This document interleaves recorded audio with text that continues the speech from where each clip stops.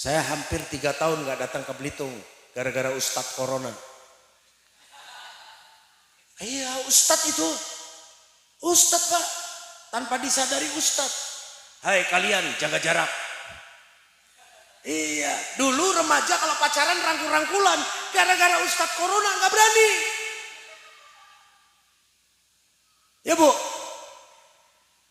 dulu ibu-ibu seenaknya ketemu orang, buka ini buka itu, kata Ustadz Corona, tutup pakai masker.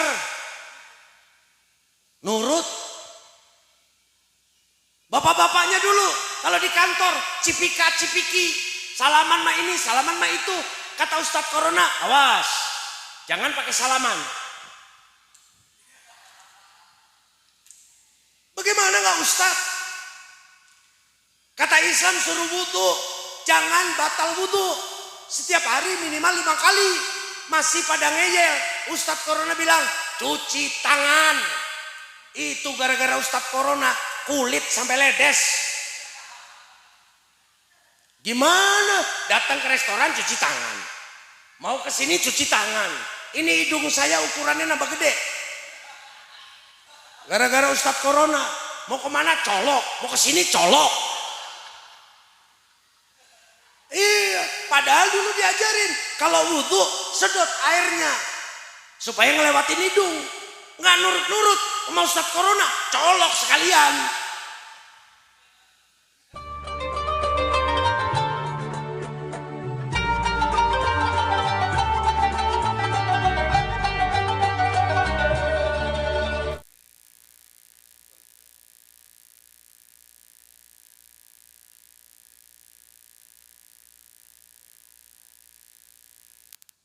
Assalamualaikum warahmatullahi wabarakatuh.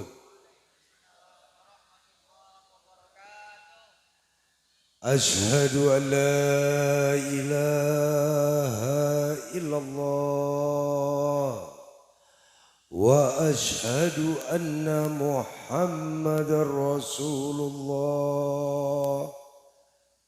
La ilaha illallah Muhammadur Rasulullah sallallahu alaihi wasallam.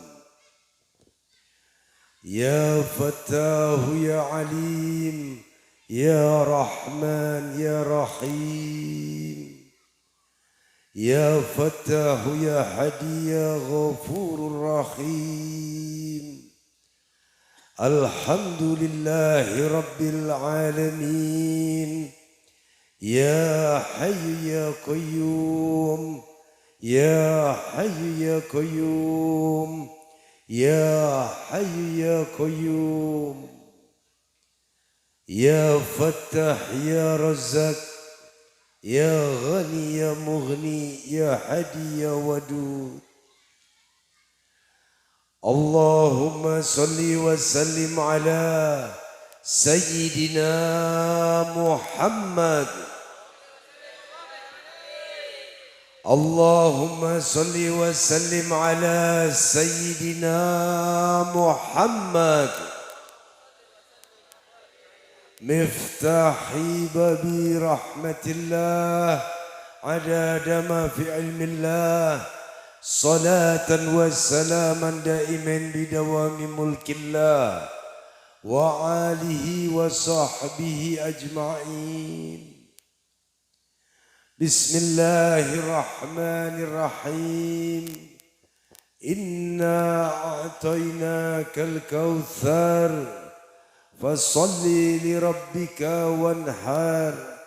Inna sani'aka huwal abtar. Alhamdulillah wa syukurillah wa ni'matillah bibarkati hadi Muhammad Rasulillah sallallahu alaihi wasallam. Hadirin hadirat rahimakumullah. Sebelum saya lanjutkan, alangkah sebaiknya bapak-bapak yang di belakang bisa merapat ke depan. Insya Allah mudah-mudahan keberkahan akan bertambah. Sehingga nanti yang hadir belakangan di baris paling belakang. Silakan bapak-bapak jangan kalah sama ibu-ibunya.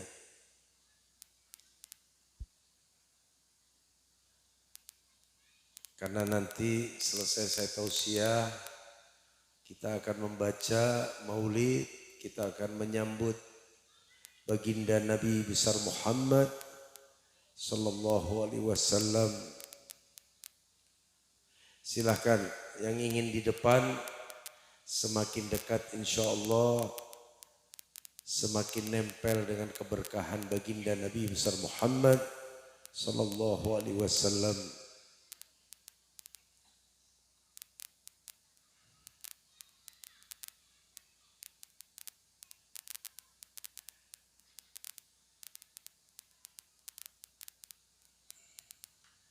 Alhamdulillah, saya lanjutkan. Yang sama-sama kita hormati para habaib, para kiai, para ustadz.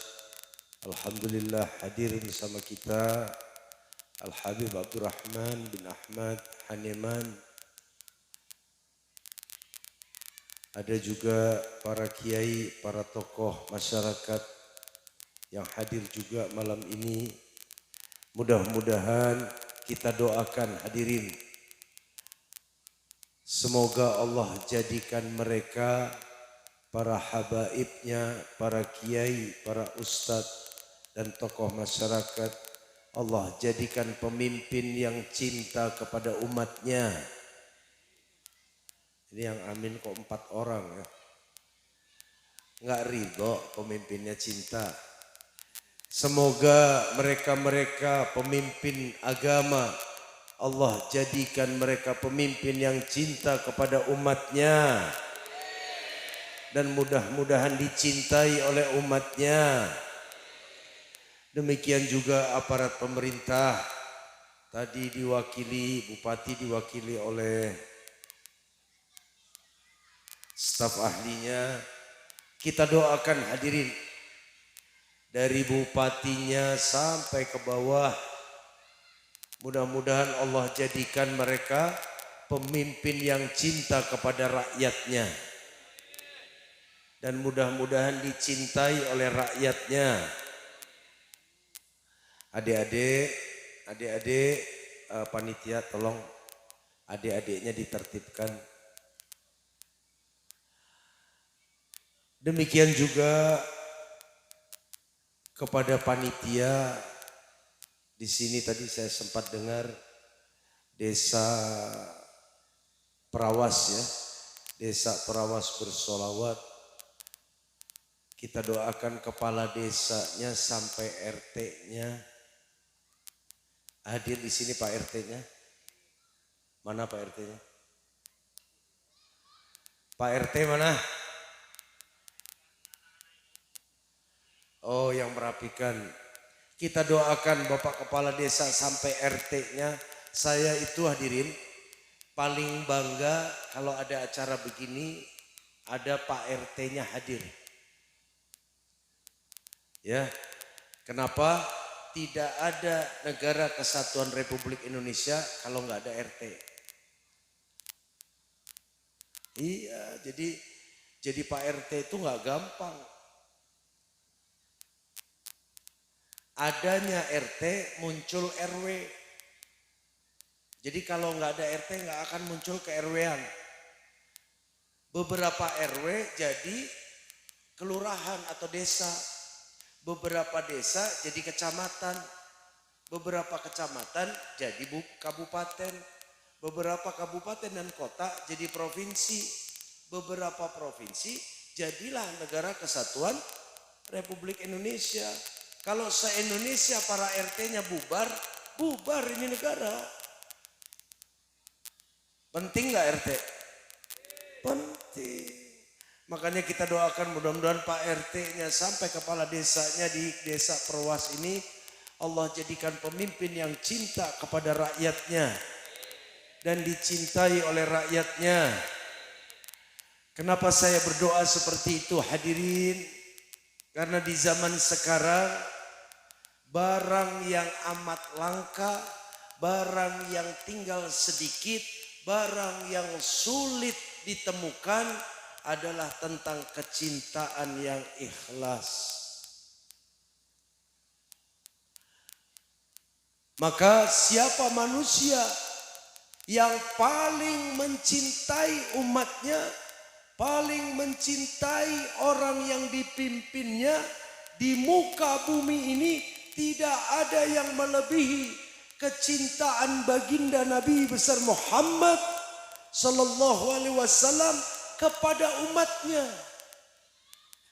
Dari mulai beliau sebelum diciptakan sampai diciptakan, sampai hadir di dunia, sampai meninggalkan dunia, sampai nanti yaumil kiamah, sampai dibangkitkan, sampai di padang mahsyar, di yaumil hisab, sampai nanti di ujung antara surga dan neraka, beliau memikirkan umatnya.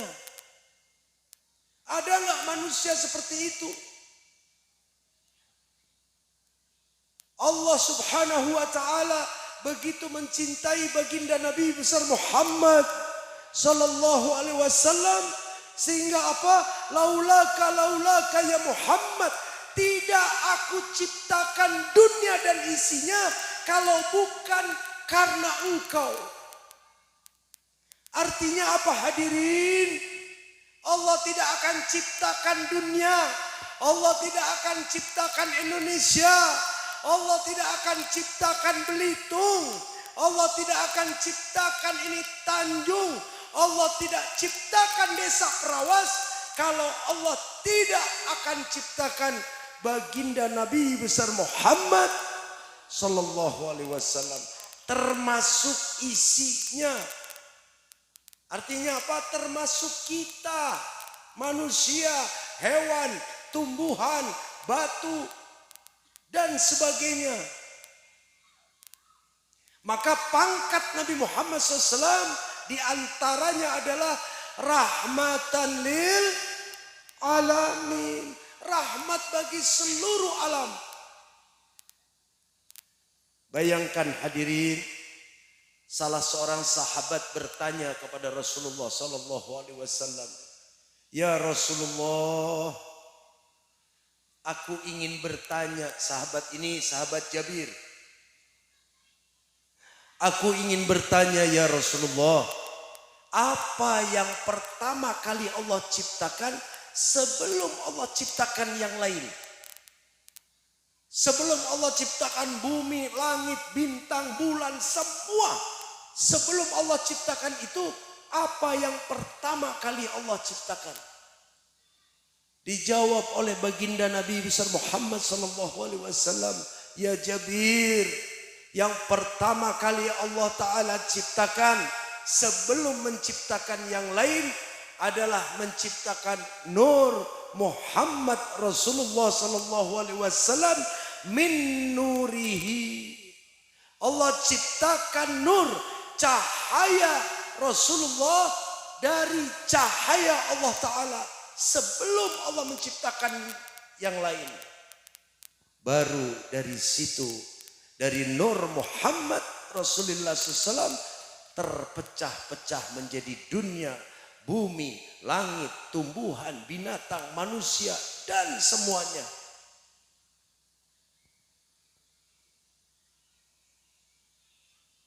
Maka hadirin sekalian, seumur hidup saya mau nanya sama bapak-bapaknya, sama ibu-ibunya yang hadir, pernah enggak seumur hidup terang-terangan di dalam kamar sendirian, tutup pintu, kemudian mengucapkan, "Ya Rasulullah, terima kasih ya Rasulullah"? Pernah enggak terima kasih sama Nabi? Hah? Enggak usah dijawab. Masing-masing nanti dijawab di rumahnya masing-masing. Iya hadirin. Tidak ada kita kalau tidak ada Nabi. Intinya itu. Berarti apa hadirin sekalian? Kita dapat nikmat apapun seumur hidup kita, maka ada jasa Nabi Muhammad SAW di situ. Kita dapat nikmat makan, ada jasa Nabi. Kita dapat nikmat karena punya istri, karena punya suami, ada jasa Nabi Muhammad SAW. Kita dapat nikmat hidup yang lain, ada jasa Nabi Muhammad SAW di situ. Kapan berterima kasihnya? Dikasih bantuan sama bupati, Masya Allah, terima kasihnya 1 bulan bahkan 1 tahun. Dikasih bantuan sama kepala desa, Masya Allah, diceritakan ke semua orang. Dikasih bantuan sama orang kaya, Masya Allah, dia berterima kasih dan dia ceritakan kepada semua. Pernah tidak bercerita kepada orang-orang bahwa berterima kasih karena adanya baginda Nabi besar Muhammad sallallahu alaihi wasallam. Makanya hadirin sekalian, malam ini luar biasa karena acaranya ada 2. Yang pertama memperingati haul waliullah. Dan alhamdulillah beliau guru saya. Saya dibimbing beliau kurang lebih antara 18 sampai 20 tahun. Beliau Al-Habib Ja'far bin Muhammad bin Hamid Al-Kaf. Beliau sahibul fadilah, sahibul karamah, Al-Ghauth. Itu pangkat kewaliannya. Nanti saya akan cerita tentang beliau karena ini salah satu acara ini adalah haul. Arti haul memperingati. Memperingati seseorang dan kita ingin mendengar, syukur-syukur bisa meniru. Yang kedua, perayaan Maulid baginda Nabi besar Muhammad sallallahu alaihi wasallam. Saya akan membahas tentang Rasulullah SAW. Nanti sesudah itu saya akan membacakan, menceritakan tentang siapa Al-Habib Ja'far bin Muhammad bin Hamid Al-Kaf.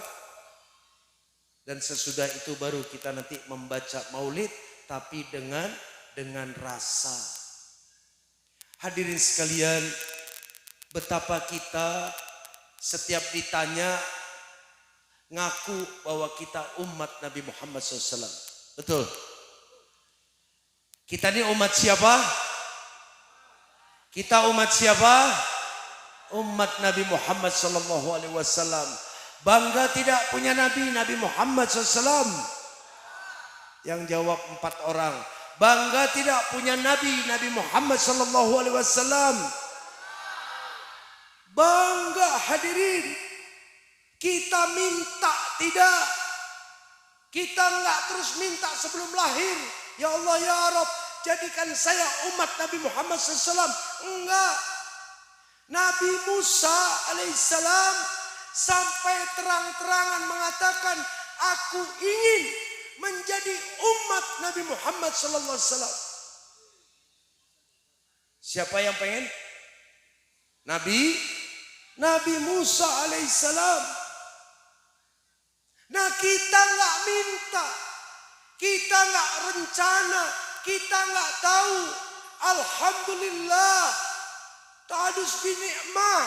Allah jadikan kita lahir sekarang dan malam ini insya Allah kita masih jadi orang Islam, masih jadi umat baginda Nabi besar Muhammad sallallahu alaihi wasallam. Bangga tidak Bapak Ibu? Yang saya tanya bukan ini. Yang saya tanya sekarang nih. Jawab dengan jujur. Kalau malu dalam hati, nggak bisa sekarang, nanti pulang dipikirin. Nih pertanyaannya, sekali-kali dibalik. Kira-kira Nabi Muhammad SAW bangga enggak ya punya umat kayak saya? Begitu Pak, Bu. Kalau mau nanya itu kalau kita bangga sama Nabi Muhammad, pantas. Beliau manusia sempurna, beliau kekasih Allah Ta'ala, beliau orang yang amat cinta kepada kita. Kalau kita bangga, pantas. Sekali-kali dirubah. Nabi Muhammad ini bangga nggak punya umat kayak saya? Bu,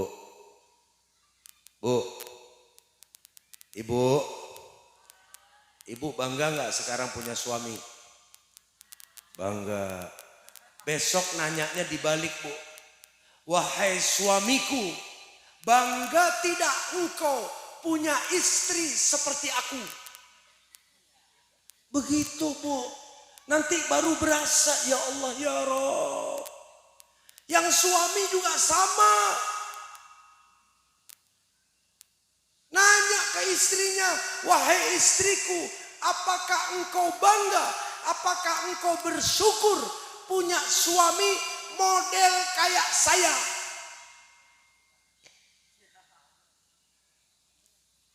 iya Bapak Ibu sekalian. Jadi kita ini kalau nanya adil. Selama ini kan kita nanya selalu yang di luar yang kita tanya. Jarang diri kita tanya untuk orang luar. Jadi kepala desanya yang nanya. Wahai warga desa Prawas, kalian bersyukur tidak punya kepala desa kayak saya? Gak usah dijawab, ini contoh. RT juga begitu. Pak RT-nya nanya sama warga, kalian bersyukur gak punya RT kayak saya?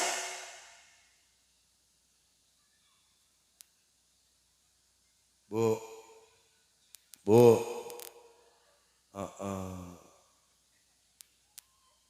ya Bu, besok-besok nanya suaminya begitu. Kalau malu nanya, ibu sendirian di kamar. Ya Allah, saya nih istri yang manfaat nggak ya? Jadi nanti jujur Bu jawabannya. Yang suami juga begitu. Berat Bapak. Coba saya pengen tahu yang hadir nih banyakan bujangan apa banyakan yang udah punya istri.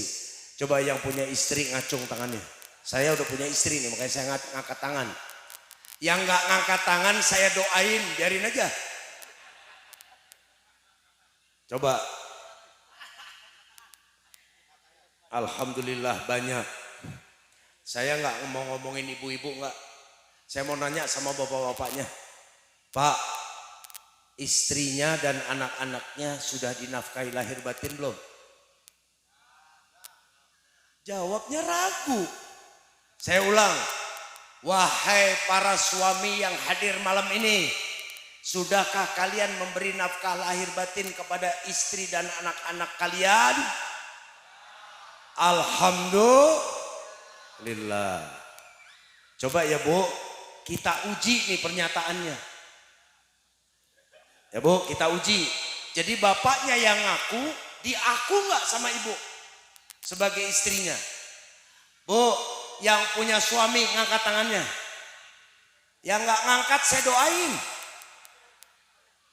Ah sudah, alhamdulillah.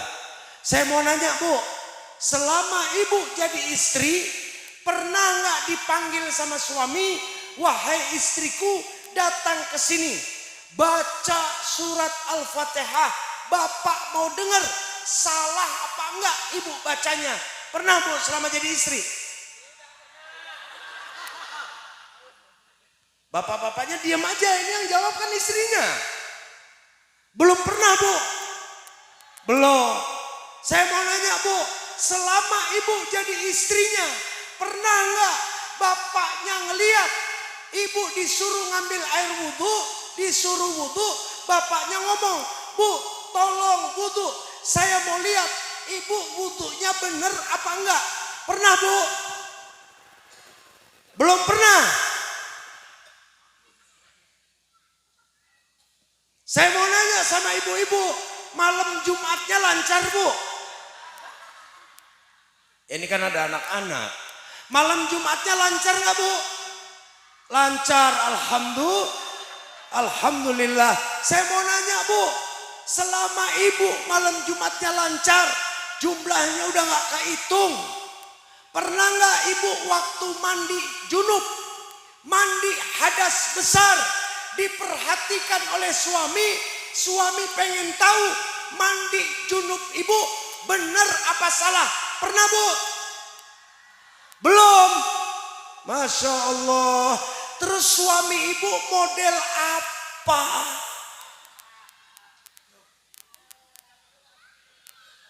Ini lagi nggak ngomongin bapak nggak? Saya lagi nanya sama ibu Pak.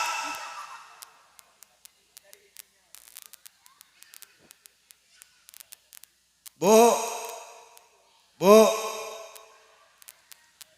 ibu dinafkahi lahir batin. Sudah, alhamdulillah. Nafkah lahir batin apa Bu? Sandang, pangan, papan, malam Jumat. Ya. Ibu dikasih makan nggak, Ibu? Anaknya? Alhamdulillah. Ibu dibeliin pakaian? Anaknya? Alhamdulillah. Ibu dikasih tempat tinggal? Mau ngontrak kayak mau enggak? Pokoknya dikasih tempat tinggal. Dikasih Bu. Anaknya? Alhamdulillah. Ibu malam Jumat dikasih Bu? Alhamdulillah. Anak perempuannya malam apa Bu?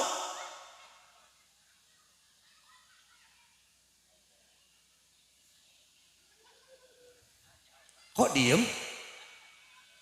Kan suami wajib memberi nafkah lahir batin, betul Bu? Ibu dikasih sandang, anaknya dikasih. Ibu dikasih tempat tinggal, anaknya dikasih. Ibu dikasih pakaian, dikasih makanan, anaknya dikasih. Ibu dikasih malam Jumat, saya mau nanya, anak perempuannya malam apa? Bingung ya Pak? Bingung ya Pak? Berarti selama Bapak jadi orang tua belum ngasih nafkah batin ke anak.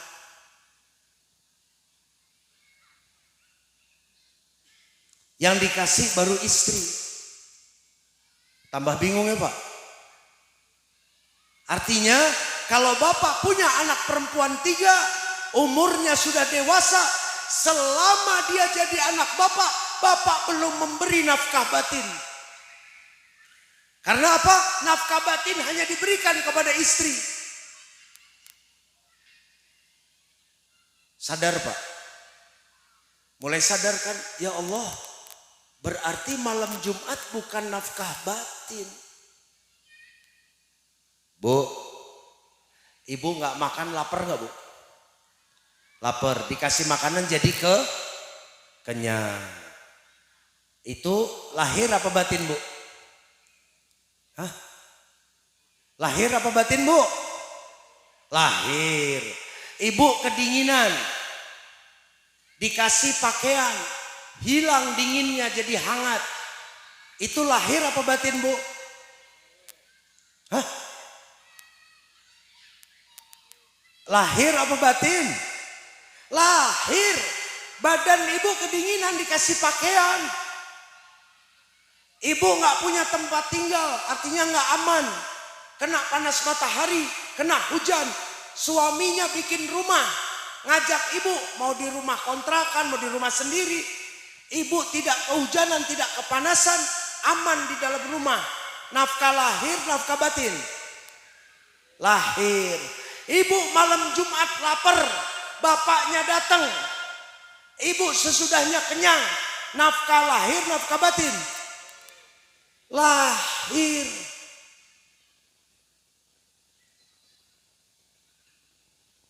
Bayangin hadirin sekalian, yang pangkatnya suami sudah 15 tahun jadi suami, 20 tahun jadi suami, 10 tahun jadi suami, 5 tahun jadi suami, nggak faham nafkah batin.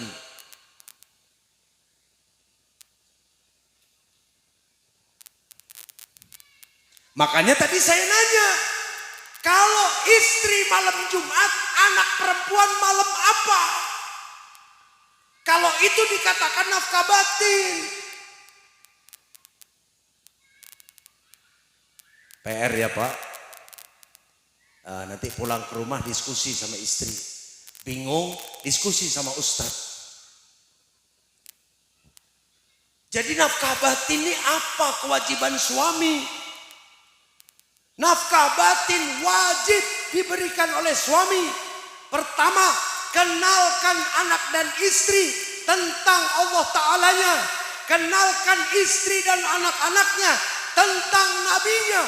Kenalkan istri dan anak-anaknya tentang agamanya. Kenalkan istri dan anak-anaknya tentang akhlak wa adab. Coba diulang ya Bu. Ngacung yang tadi pangkatnya suami. Saya ngacung nih. Jangan malu. Saya udah tahu tadi jumlahnya. Yang gak ngangkat saya doain. Dah turunin lagi. Pak, sedemikian berat tanggung jawab suami. Nanti para istri akan nuntut. Nanti para anak akan nuntut. Ketika suaminya hanya mengenalkan dunia. Ketika suaminya hanya mengenalkan yang lahir. Batin istri, batin anak kering dan kosong.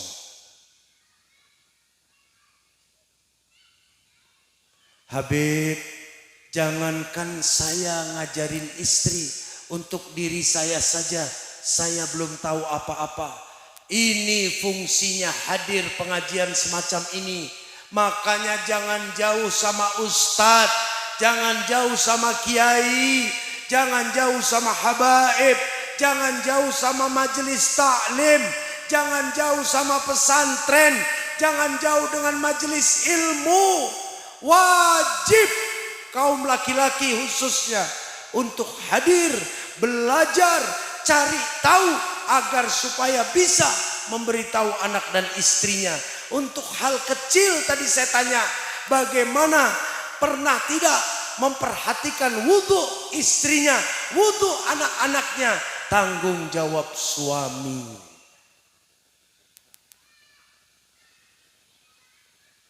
Pak, nanti di akhirat, di yaumil hisab, di padang mahsyar, paling repot para imam. Siapa nanti yang sibuk? Yang sibuk pengen nolongin, yang sibuk ngajak supaya selamat. Manusia satu-satunya manusia yang sujud nggak mau bangun sebelum Allah Ta'ala memberi hak syafaat.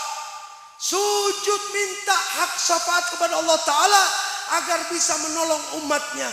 Hanya satu, beliaulah baginda Nabi besar Muhammad sallallahu alaihi wasallam.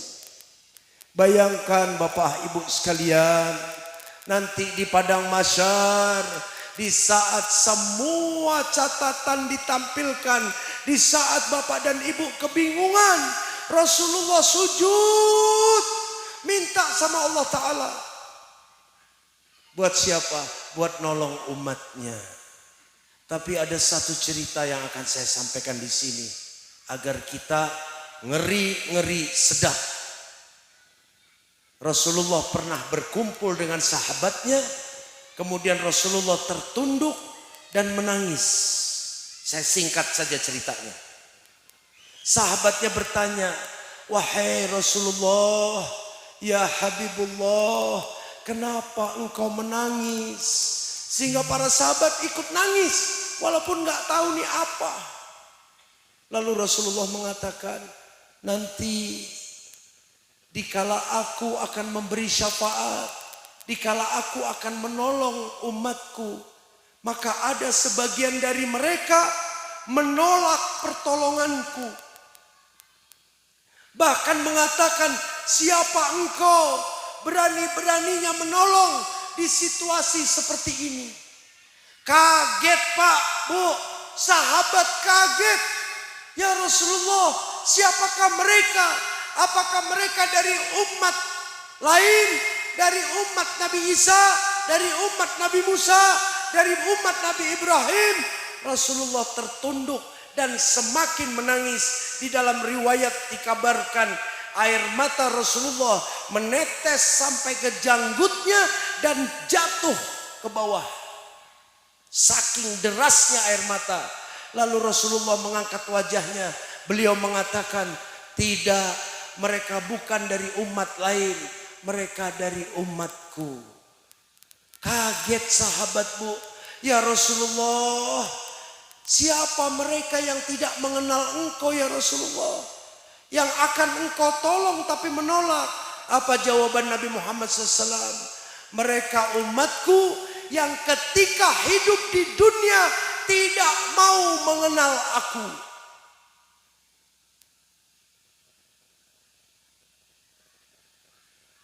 Nanti pulang ke rumah, kunci pintu, tanya sama diri sendiri. Saya nih ke Nabi Muhammad SAW sudah kenal apa belum? Bu, ibu mau tahu bedanya tahu sama kenal? Supaya jelas, Bu. Ya, saya kasih pertanyaan, Bu. Ibu tahu nggak Presiden Indonesia sekarang? Tahu siapa? Bapak Jokowi. Kenal nggak, Bu? Kenal. Ibu tahu Presiden Indonesia sekarang siapa? Bapak Jokowi. Kenal nggak? Enggak. Tuh bedanya tahu sama kenal. Bapak tahu nggak Bupati Belitung sekarang? Tahu. Kenal nggak?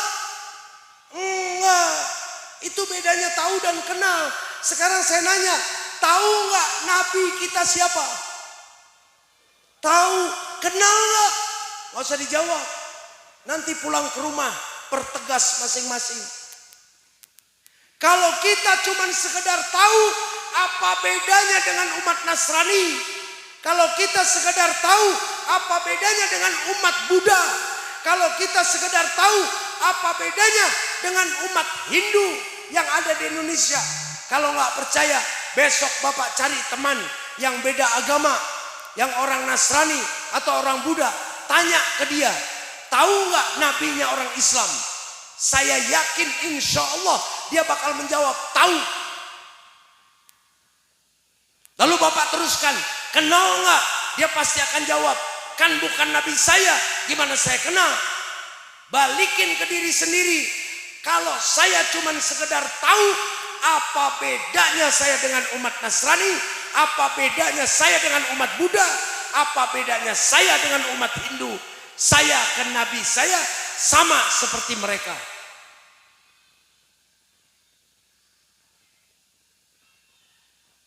Halo, Pak, ini kenapa ini? Mikir. Gak apa-apa, lebih baik mikir sekarang daripada besok kalau udah mati. Maka mulai sekarang cari tahu nabinya.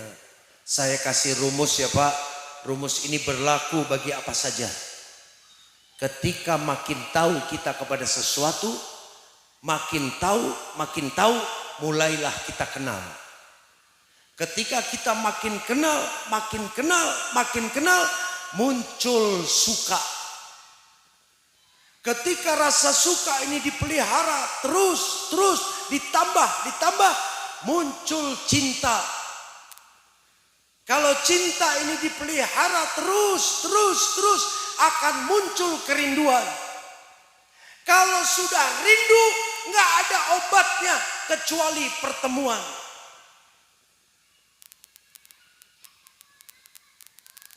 Saya mau nanya kepada yang hadir. Saya kalau ceramah memang begini Bu, banyak nanya. Tapi nggak usah dijawab, nanti dijawabnya bawa pulang aja ke rumah. Saya mau nanya sama Bapak Ibu, pernah tidak Bapak Ibu seumur hidup selesai sholat, selesai Assalamualaikum warahmatullahi, terus sujud nangis, ya Rasulullah, saya rindu ya Rasulullah, saya pengen ketemu. Sebagaimana rindunya bapak ketika anaknya pergi jauh, entah pendidikan, entah pesantren, entah apapun, bapak rindu kepada anak, nangis pengen ketemu. Sebagaimana ibu ketika anaknya jauh, ibu nangis pengen ketemu karena rindu. Pernah Pak? Nggak usah dijawab. Saya cuma ngasih tahu kisi-kisinya. Kalau seumur hidup belum pernah meminta seperti itu, berarti tidak punya rindu. Kalau nggak punya rindu, cintanya dipertanyakan. Kalau cintanya dipertanyakan, berarti belum tentu kenal. Kalau nggak kenal, bisa jadi bapak dan ibu hanya sekedar tahu kepada nabinya.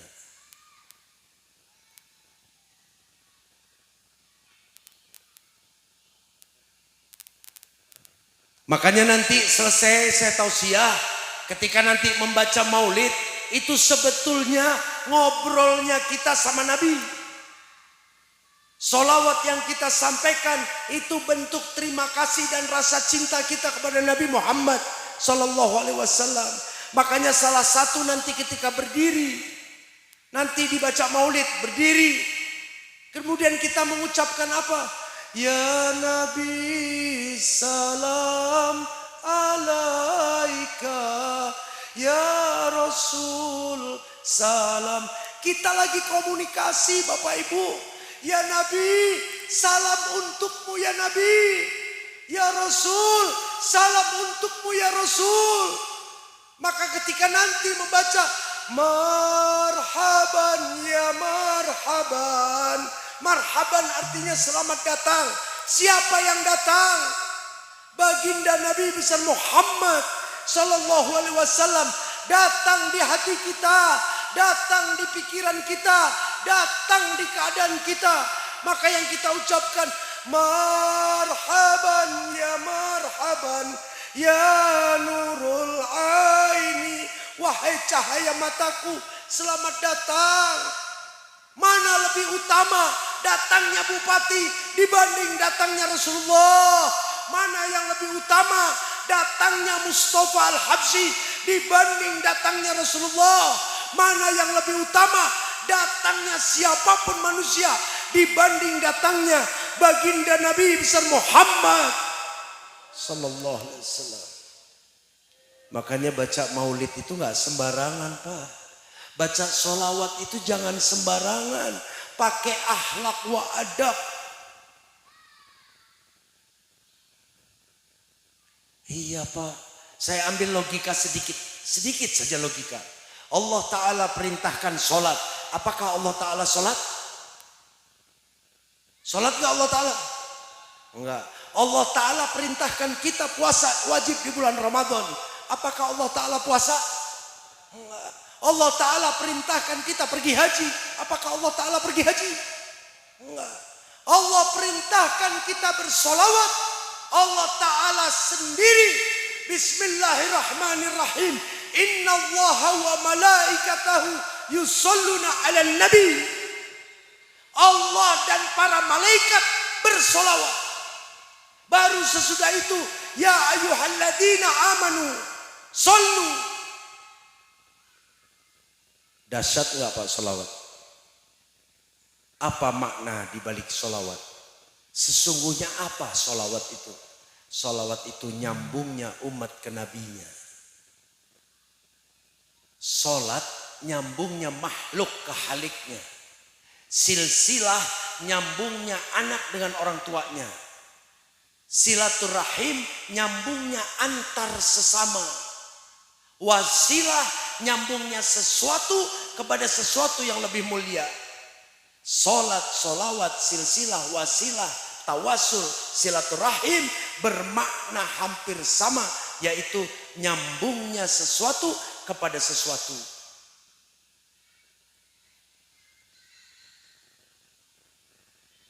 Pernah nggak Bu baca solawat sampai-sampai berasa Nabi ada di depan? Ibu kalau lagi masak baca solawat Bu, Ibu lagi bersih-bersih di rumah, baca sholawat. Ibu lagi nyusuin anak, baca sholawat. Mau sholawat apa aja silahkan. Kalau mau saya ajarin sholawat adrik nih. Iya bu, ngendong anak nih nidurin sambil baca.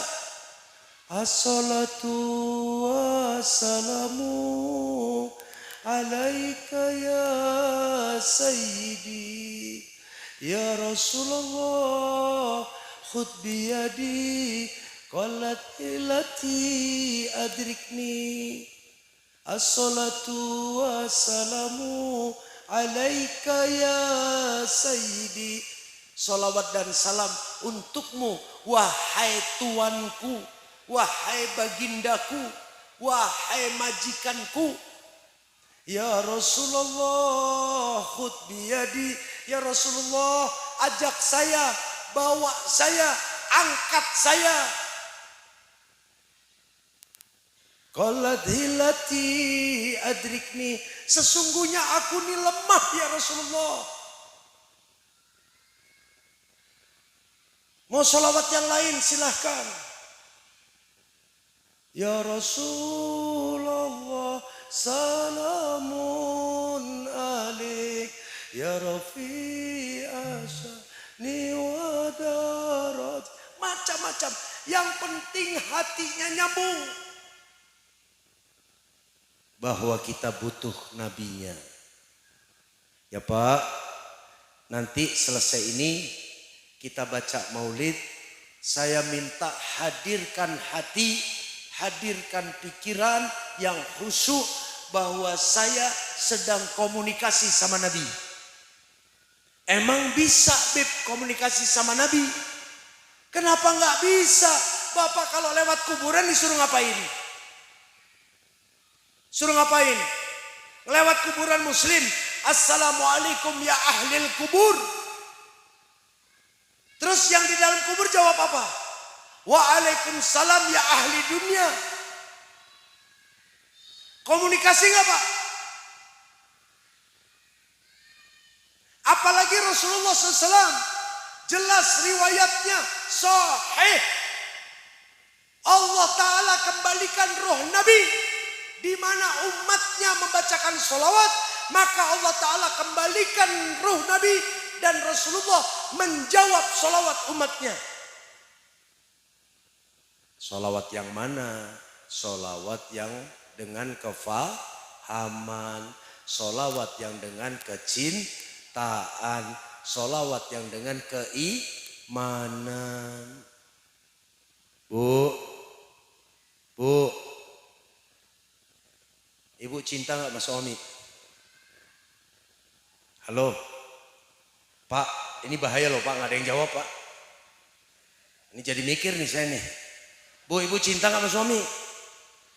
Cinta. Jawab begitu aja takut. Pak, cinta gak sama istri Pak? Cinta. Emang kalau jawab cinta terus digampar? Enggak. Saya sarankan Bapak Ibu, Bapak cintai istri, sisa cinta yang ada di Bapak kasih sisa. Ibu cintain suami, kasih sisa Bu. Sisa dari mana Beb? Sisa cinta sama Allah, sisa cinta sama Nabi, sisanya tuh ada sedikit gak apa-apa kasihin suami. Begitu juga suaminya. Emang begitu Beb? Ya iya Pak. Tidak beriman. La yu'minuna ahadukum. Tidak beriman di antara kalian. Apabila ada yang lebih kalian cintai dibanding kecintaan kalian kepada Rasulullah SAW. Jadi kalau ibu lebih cinta kepada suami dibanding cinta sama Nabi, siap-siap Bu. La yu'minuna ahadukum. Bapak cinta sama istri, lebih cinta ke istri dibanding Nabi, siap-siap masuk golongan la yu'minuna ahadukum. Bapak lebih cinta jabatan, siap-siap masuk la yu'minuna ahadukum. Bapak lebih cinta harta, siap-siap la yu'minuna ahadukum.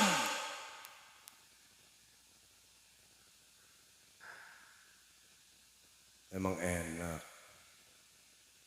Halo, panitia, ini sampai jam berapa ini? Hah? Bebas. Kesian ibu-ibunya. Bu, biasa di sini kalau acara sampai jam berapa? Sampai jam berapa, Pak? Jam 10. Masya Allah, tega bener. Saya dari Jakarta ke Cengkareng berjam-jam naik pesawat tadi pagi, taruhannya nyawa, Pak. Pesawat saya muter 5 kali di atas bandara gara-gara hujan badai. Udah mau mendarat, pilotnya ngomong, "Nih cuaca buruk." Digas lagi naik ke atas, goyang pesawat 5 kali muter. Harusnya jam 8 mendarat, jam 9 lebih saya mendarat. Baca doa nggak habis-habis. Begitu mendarat bersyukur, ya Allah, Allah masih kasih panjang umur. Ya Allah, alhamdulillah, Allah masih kasih kesempatan, insya Allah ketemu warga Belitung. Sampai sini dibatasin jam 10, kelewatan nggak?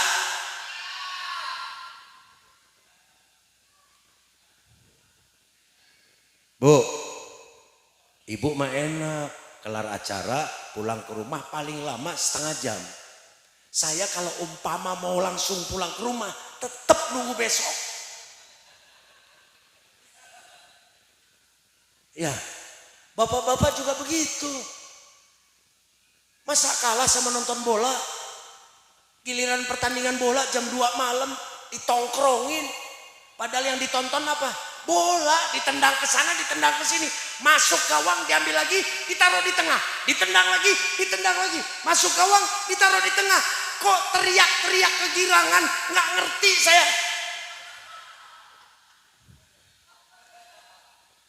Terus kalau pakai kalah, pakai ngamuk. Wah gila, Barcelona kalah. Wah ini ditanya, lu saudaranya Barcelona? Enggak. Lu kenal sama Barcelona? Enggak. Nah terus ngapain ngamuk?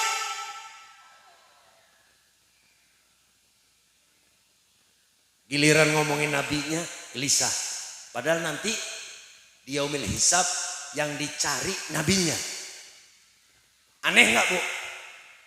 Bu, aneh nggak, Bu? Ibu hadir pengajian, bapaknya hadir, gelisah. Giliran bapaknya bilang, "Bu, doain. Saya mau ke Jakarta, ada urusan kerjaan. Kalau berhasil, saya bawa 100 juta. 3 hari, Bu." Kata ibu, "Ya Allah, Pak, kok 3 hari? Saya doain seminggu nggak apa-apa, Pak. Tapi pulang bawa hasil." Ya, Bu. Bu. Halo. Ini duduk di sini sampai nanti selesai dibanding 100 juta nggak ada apa-apanya, Bu, 100 juta.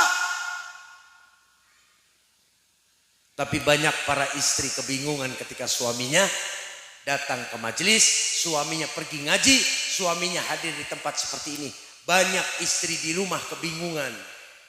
Giliran bapaknya izin mau cari dunia sampai jauh melewati lautan, istrinya malah ngedoain.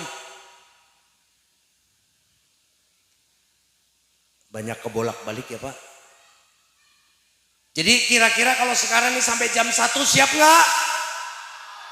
Yang jawab 3 orang. Kalau sampai jam 1 siap nggak? Jam 2 siap nggak? Saya nggak siap. Tega lagi. Saya datang sampai detik ini baru tidur 1 jam kurang lebih. Dari kemarin. Kenapa? Karena cinta saya kepada umat Belitung. Saya hampir 3 tahun nggak datang ke Belitung gara-gara Ustadz Corona. Iya, Ustadz itu. Ustadz, Pak. Tanpa disadari Ustadz. Hai kalian, jaga jarak. Iya, dulu remaja kalau pacaran rangkul-rangkulan. Gara-gara Ustadz Corona nggak berani. Ya, Bu. Dulu ibu-ibu seenaknya ketemu orang. Buka ini, buka itu. Kata Ustadz Corona, tutup pakai masker. Nurut. Bapak-bapaknya dulu kalau di kantor cipika-cipiki, salaman mah ini, salaman mah itu. Kata Ustadz Corona, awas. jangan pakai salaman. Bagaimana nggak Ustaz? Kata Islam suruh wudu, jangan batal wudu. Setiap hari minimal 5 kali. Masih pada ngeyel. Ustadz Corona bilang cuci tangan. Itu gara-gara Ustadz Corona kulit sampai ledes. Gimana? Datang ke restoran cuci tangan. Mau ke sini cuci tangan. Ini hidung saya ukurannya nambah gede.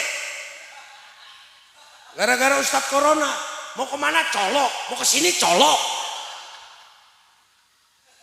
Iya, padahal dulu diajarin kalau wudhu sedot airnya supaya ngelewatin hidung. Nggak nurut-nurut sama Ustadz Corona, colok sekalian. Ustadz bukan? Ustadz bukan? Zaman dulu Rasulullah kholwat di Gua Hiro 40 hari. Umatnya disuruh belajar, sekali-kali nyepi dalam kamar. Nador, tafakur tentang Allah Ta'alanya. Gak ada yang pada mau. Ustadz Corona datang, isolasi. Di karantina. Jangankan orang lain, istri mau ketemu gak boleh. Ada yang protes istrinya. Gak ada, nurut sama Ustadz Corona. Giliran suaminya mau pesantren. Bu, saya mau pesantren 2 minggu aja bu. Bapak jangan cari masalah ya. Bapak mau apa nih? Ada apa nih? Tapi giliran ini Ustadz Corona yang nyuruh. Silakan Pak. Ustadz gak tuh Pak? Ustadz Corona itu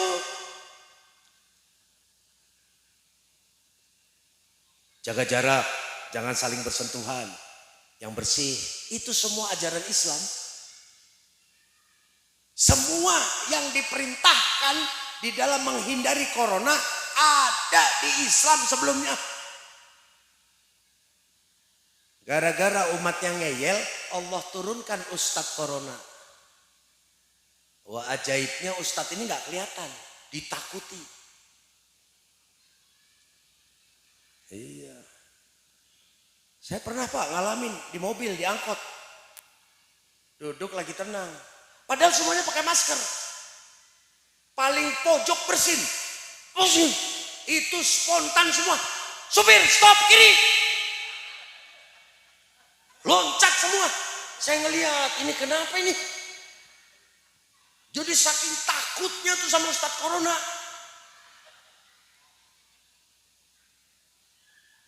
Saya kesian pegawai kesehatan. Ya Allah ya Rob. Ibu-ibu masih disuruh nutup aurat. Kira-kira kan pakaiannya begini ya Bu ya. Itu petugas kesehatan disuruh nutup aurat double-double. Pakaian yang dia pakai. Pakai lagi pakaian yang APD. Alat pelindung diri. Udah pakai, masih pakai lagi helm. Udah pakai helm, masih pakai masker. Itu sampai kalau petugas kesehatan lewat, kita nggak kenalin ini siapa. Islam nyuruhnya nggak begitu. Tutup aurat secukupnya, yang sopan, yang ini. Nggak nurut-nurut, dikasih contoh sama Ustadz Corona. Mau kayak begini.